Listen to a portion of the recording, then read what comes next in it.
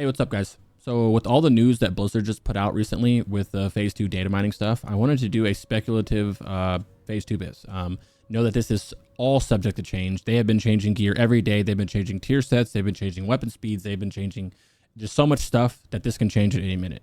Know that I will always keep this updated, and that's why this is called a first glance at Phase 2, because when Phase 2 actually comes out, when we know for sure what the Phase 2 best in slot is, I will remake a new video. Right, I'm talking like the day that launches, maybe the day after it launches. Okay.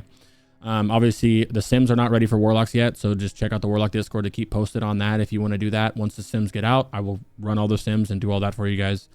And Affliction and Fire, the exact same builds except for you're swapping the cloak around, which we'll talk about this cloak in a second. Other than that, it's pretty much the same. I'll touch on the runes as well, but yeah, let's get into it. So first is professions. Professions, you have actually for once in your life a choice of professions that actually benefit you in combat, right? Tailoring is in my opinion the best in slot one with the Helm that gives you 22 spell damage, and an on use that you can use every 10 minutes to give you 50 spell power for 6 seconds or for 12 seconds. Very big deal. I would 100% suggest everybody go tailoring. There's no other options really in my opinion.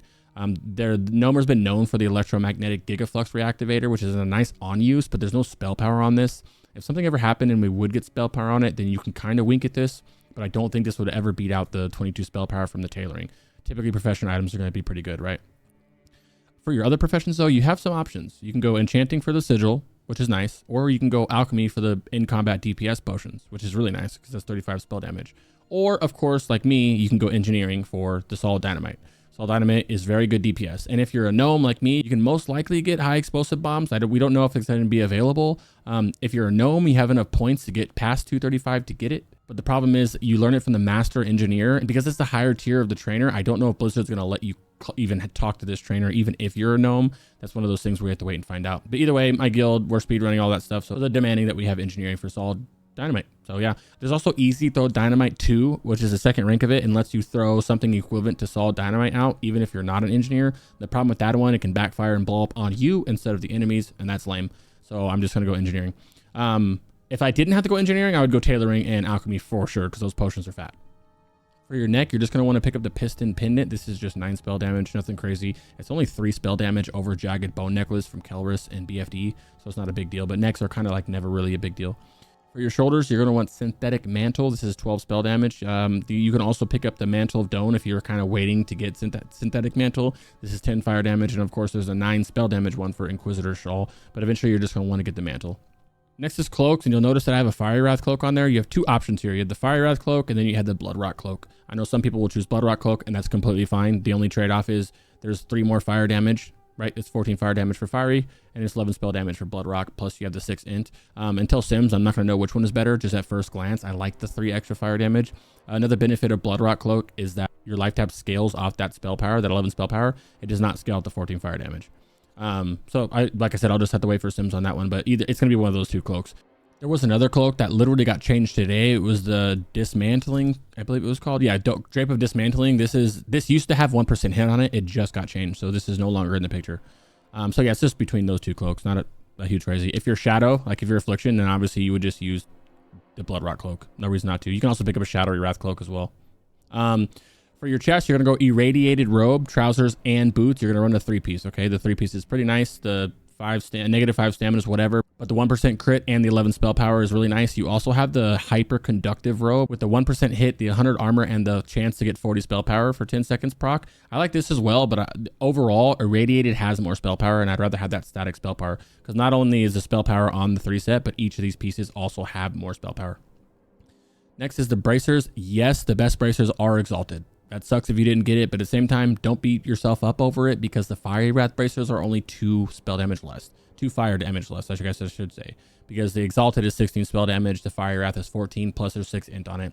So it's not the end of the world if you didn't get Exalted. If you did get Exalted, you're a Chad. But also Phoenix Bindings. Phoenix Bindings are only 3 less than the Dryad Wisp Bindings too, so it's not the end of the world if you didn't get Exalted. For your gloves, just pick up Dreamweave gloves. These are 18 spell power. These are actually pretty nice. You can also go with some Fiery Wrath gloves. That's 1 more spell power, but you're losing 4 int. Once again, I won't know until we have Sims, but I feel like the Dreamweave would be a little bit better. Either way, they're pretty close to each other. Next is the belt, and you have a couple options. The main one that I think that you should be using is Volatile Concoction Belt. As of right now, this has 1% hit and 12 spell power. The only other option that even you can talk about is the 19 fire damage belt. This has 7 more spell damage, but you lose 1% hit. And right now you want that hit. That hit is very, very important. So the new war buff has no hit in it. As of right now, it doesn't at least. As of right now, we also don't have a weapon oil that gives us hit. So that's kind of shitty as well. So I think we're actually going to be hurting on hit. And while it's not the end of the world, because our Chaos Bolt is our main damage and our Chaos Bolt can't miss, our Incinerate can and our Immolate can, and both do great damage, right? So it's going to be kind of shitty to miss that. So I would just go with the 1%. You also have another engineering belt. I wouldn't really worry about this one. Yeah, it kind of seems like it could be fun if you do get that right flip of the coin, but like if you don't, you're kind of screwed. So I don't really know how I feel about this. And obviously there's a Defier's belt. If you can just pick this up while you're waiting, but in all honesty, a previous one would just be Fiery Wrath. For your pants and your boots, you're going Irradiated. Like I said, we already talked about it.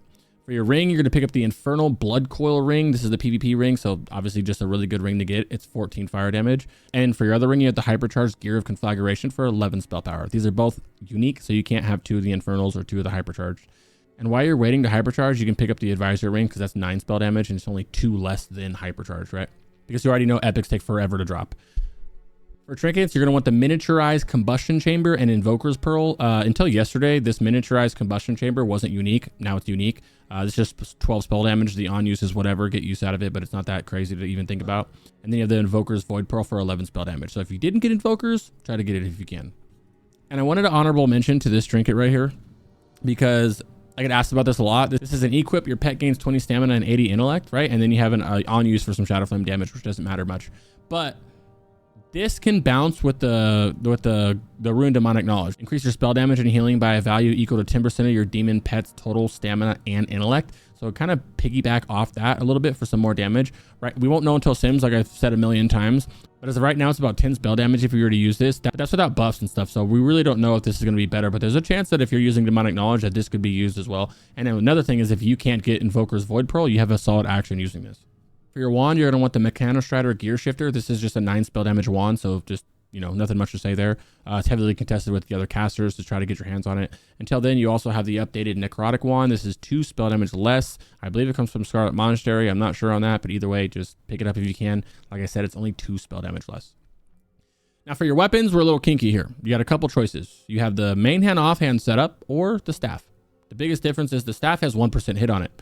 However, it has 20 spell damage, which is 13 spell damage less than the main hand offhand combo.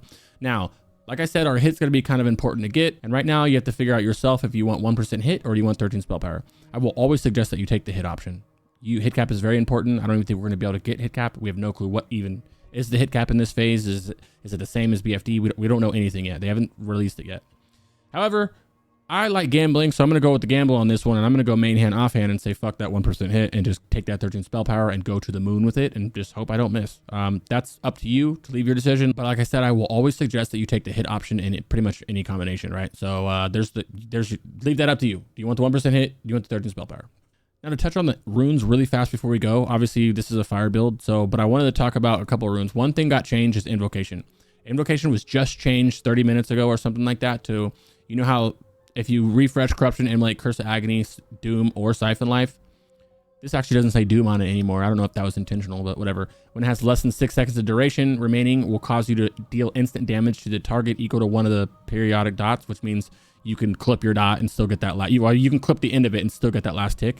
That is now changed to, let me see, right here. Invocation now is the same thing, but when you do it, it's the spell's remaining periodic damage for 6 seconds. Meaning if I have 6 seconds exactly left on Corruption, I can put a Corruption on the target and that target will deal instant 2 ticks of Corruption. That's pretty much what that means, which is pretty nice. That will not make it used in my opinion. I still think we would use Shadow and Flame, which once again, we need to check the sims out. It's not here yet.